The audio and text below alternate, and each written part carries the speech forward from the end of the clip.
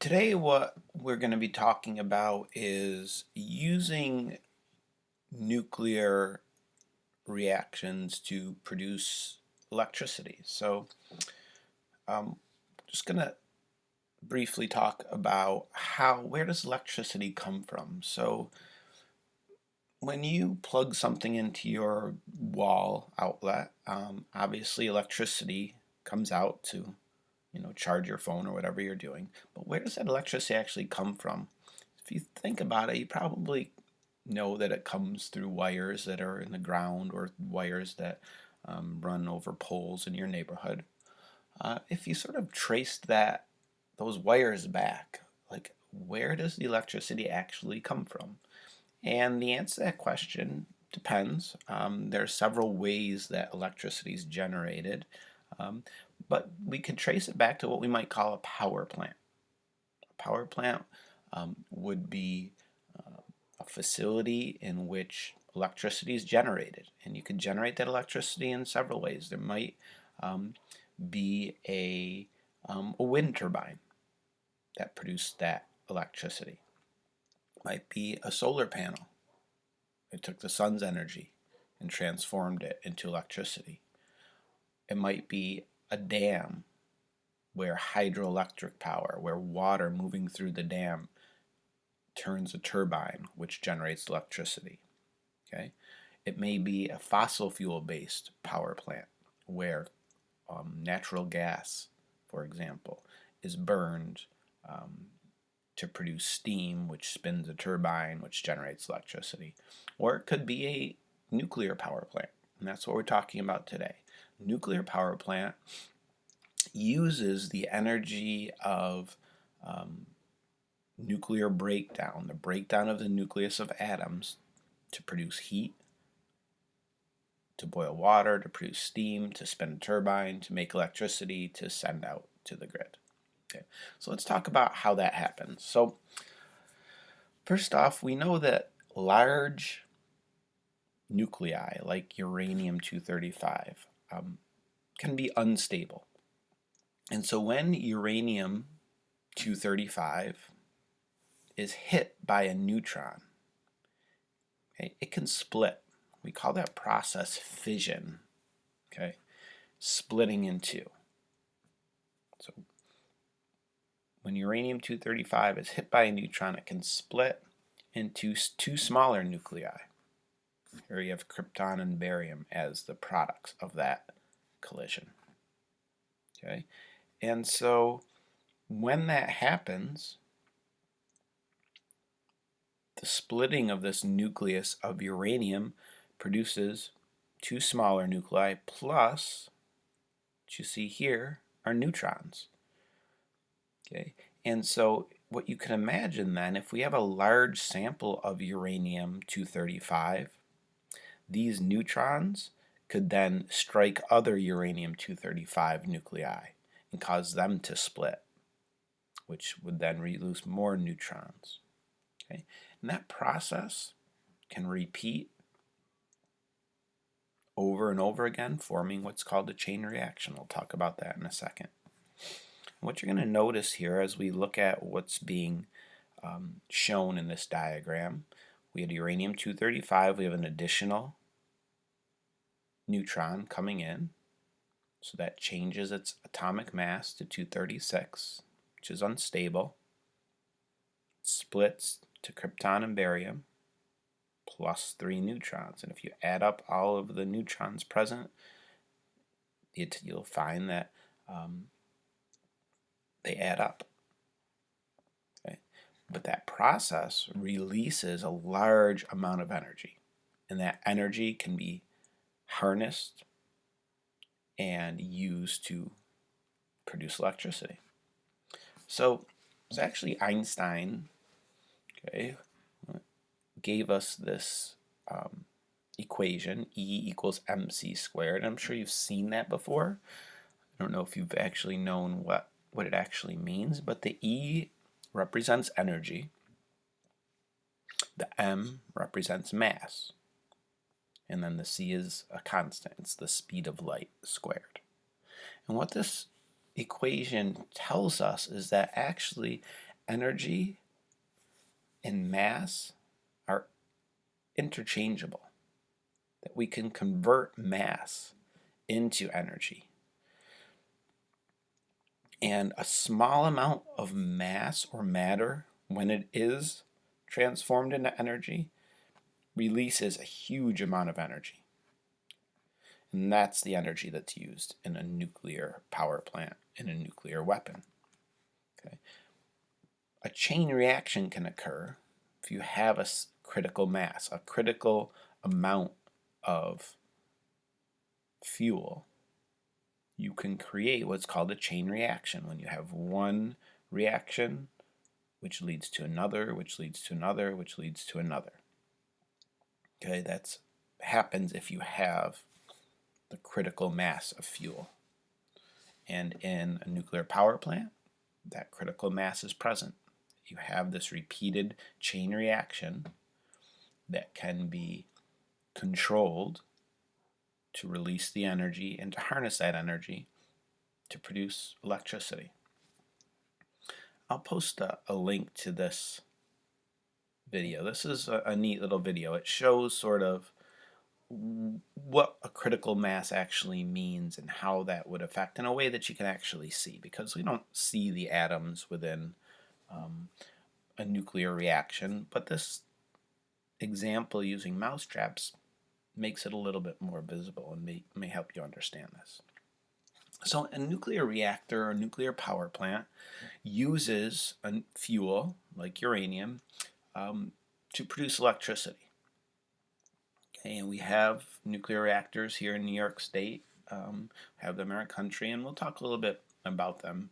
And you're going to read a little bit about the history of nuclear energy and nuclear weapons as one of your assignments today.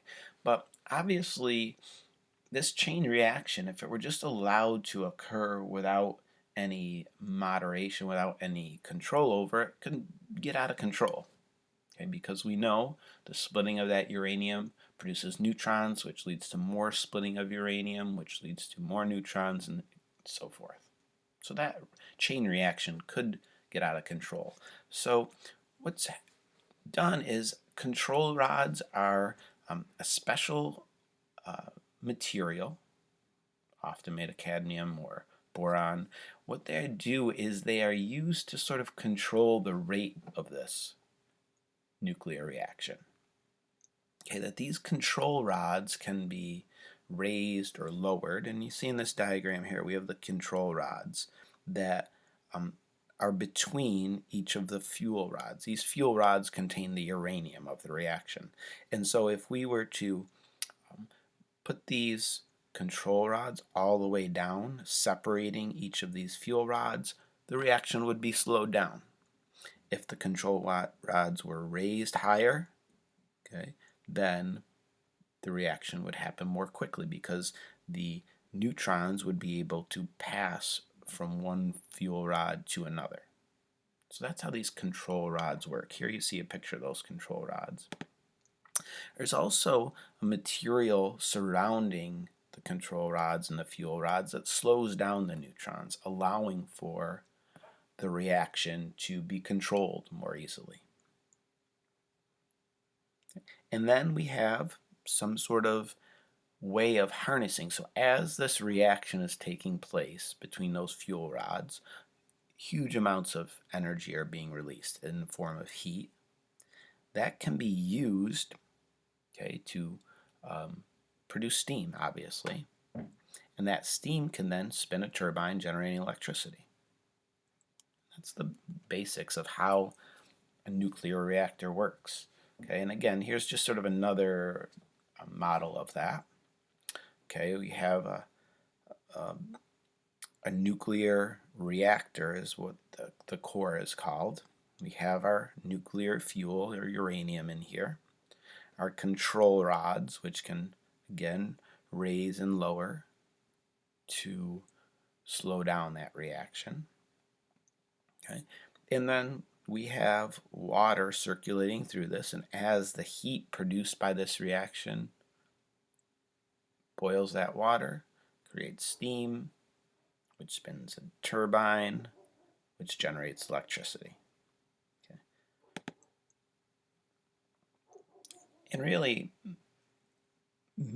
many types of power plants use the same sort of process of generating heat in some way to produce steam to spin a turbine. Anytime you could spin a turbine, can produce electricity. So a wind turbine, it's the wind energy spinning this turbine. In hydroelectric power, it's flowing water spinning this turbine.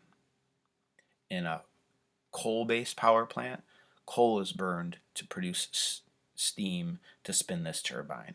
The process is the same. The question is, where are you getting that energy? Okay, in a nuclear reactor, that energy is coming from this breakdown, this chain reaction of uranium being broken down. So it's the steam spinning that turbine which generates the electricity. So nuclear reactors use uranium as the fuel. This is a uranium pellet, sort of the source of fuel. Okay, you can see how big it actually is. About the size of a dime or so. So the amount of energy stored in that uranium is the equivalent to a ton of coal or 3 barrels of oil, or this big tank of natural gas. It's all stored within that tiny little uranium pellet. So it is very dense with energy. Okay, 1 kilogram of this uranium has 100 trillion joules of energy. That's about 4 million kilograms of coal. So if you know about fossil fuels and coal and natural gas, the burning of fossil fuels produces significant amounts of pollution in terms of carbon dioxide. Okay. The use of uranium to generate electricity does not release fossil fuels. It does not release, carbon dioxide or other types of air pollution.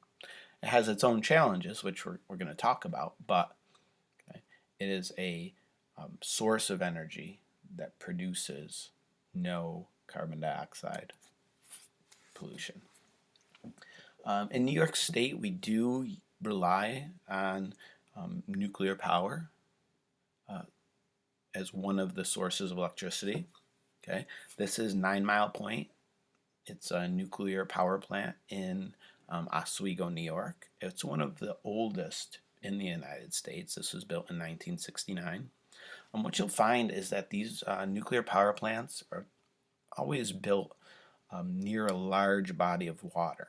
They need to use water to cool the equipment and the nuclear reactor down. So what you'll see, this is the cooling tower. Okay, that's taking in water, okay, from the lake, using it to cool down the equipment, and this is steam that's being released. So this is not pollution, this is steam being released. So these nuclear fission reactors are have some benefits, but they also have some cons as well. So we'll just talk about that. So using nuclear energy to produce electricity doesn't produce any greenhouse gases like carbon dioxide, and we know that the production of carbon dioxide and other greenhouse gases is leading to climate change, that our planet is getting warmer because we are releasing huge amounts of these gases into the atmosphere. And so nuclear energy doesn't do that. It produces huge amounts of energy from a relatively small amount of fuel. And once they're built and running, they're fairly economical to run. Now, they do cost a lot to build. So that's one of the downsides. They're very, very expensive. Okay, that's a huge undertaking to produce one of these large-scale nuclear power plants. Now, the waste that's produced. So the uranium, as it breaks down through fission, producing that energy, breaks down into other products, but they remain radioactive. They remain producing radiation that is harmful. Okay, and so what do you do after that fuel is used up? It's still radioactive. The equipment within the nuclear power plant is still radioactive. It could be damaging to humans or animals or the environment, and so that waste has to be taken care of in some way. There's also a risk of what's called a meltdown or some problem with the nuclear power plant leading to the reaction getting out of control and causing the power plant to break down in a way that releases radioactive material into the environment. This video shows sort of what the inside of a nuclear reactor actually looks like, and I'll post a link to this as well because it's kind of neat to see. And now there is another type of a nuclear reaction that is being researched as a way of producing electricity using nuclear reactions, but in a different way. So nuclear fusion is sort of the opposite of nuclear fission. Fusion is to join together, to fuse two or more small nuclei to form a larger one. And that can also release large amounts of energy. Okay. So most of the time, fusion reactions involve joining different types, different isotopes of hydrogen to form helium. Okay, so this uses small nuclei. So there's different types of hydrogen isotopes. Again, this is hydrogen. Okay, this is also hydrogen, but again, we have different isotopes of hydrogen. This is hydrogen with an atomic mass of 2. This is hydrogen with an atomic mass of 3. And when these two nuclei of hydrogen are fused together, they can form helium and release a neutron as well. Okay. And so this requires some very specific conditions. It requires very, very high temperatures at this point. It requires this form of matter that's called a plasma. Okay, it's a fourth state of matter. You may not be familiar with. You I know are familiar with solids, liquids, and gases, but there's also a state of matter called a plasma. But it's not formed typically unless it's very, very high temperatures. It's basically just nuclei that have been stripped of all of their electrons. So the fuel that's used or would be used in nuclear fusion might be deuterium, which has an atomic mass of 2, or tritium, which has an atomic mass of 3, but fusing these isotopes of hydrogen are what results in nuclear fusion. And fusion happens in stars. It's why the sun, for example, produces such huge amounts of energy in terms of heat and light. It's because in the sun, fusion is fusing hydrogen nuclei to form helium, okay, releasing huge, huge amounts of energy. Okay. Every second, the sun is fusing 620 million tons of hydrogen. But obviously, we can't recreate the conditions of the sun on Earth. Okay. So scientists are working on ways of adapting fusion to provide a usable form of energy. If we were to create a way of using fusion to generate electricity, it would have some serious advantages. Okay. It doesn't produce the dangerous waste products that fission reactors do. It's more easily controlled and stopped, okay, by removing the fuel. And hydrogen is hugely abundant, and it's much more easily accessible than the uranium that's needed in a fission reactor. But, as we said, needs so far these extremely high temperatures, which are almost possible to recreate. We don't have the technology to do this. Scientists are working on it. Something that's been being researched for 50 or 60 years.